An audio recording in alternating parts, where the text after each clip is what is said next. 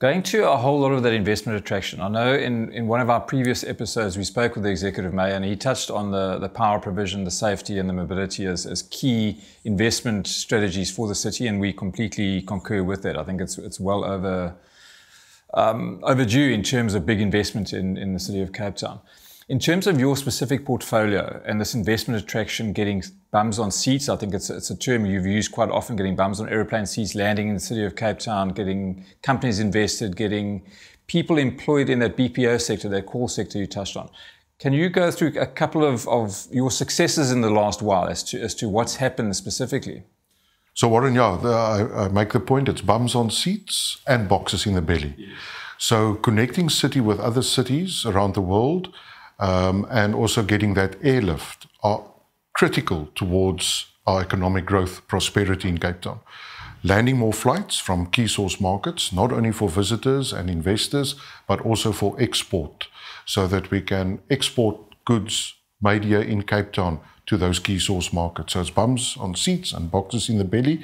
That's why aviation is a really important part of our city's economic growth plan going forward. Currently, we are landing more than 194 international flights per week. We've already exceeded the numbers pre-2019. So that comes to about 30,000 passengers per day arriving here in Cape Town. And those are investors, travelers, people coming to do business, coming to enjoy our city for leisure, mixing business and pleasure. It's the way I see it. And that's what's made our city so successful. So in government, you get people who wait for things to happen, or you can get people who make things happen. And so as a city government, we have decided to go and make it happen. We go out, we speak to airlines all the time, make a case to fly to Cape Town. We are a long-haul destination, so we really need to go and convince airlines.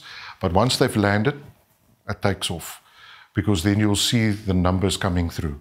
And so there's already a nice split between cargo and passenger. It's moving now to an 80-20 split, because we're really on a mission here in Cape Town to help businesses with their access to market. Because if businesses produce more, they employ more. So if we can help businesses export more, it helps with our aviation and our airlift strategy, so that we give those airlines a reason to fly to Cape Town, because it needs to be a profitable route. So working with airlines and with cities all around the world is really important, because we import a lot of raw material. We make the product in Cape Town, and then we export those products, so airlift. Also, the oceans economy, very big part of Cape Town's economic geography, because if you look at the Cape Town coastline, around the metro, our coastline contributes about 40 billion rand to the city's economy every year.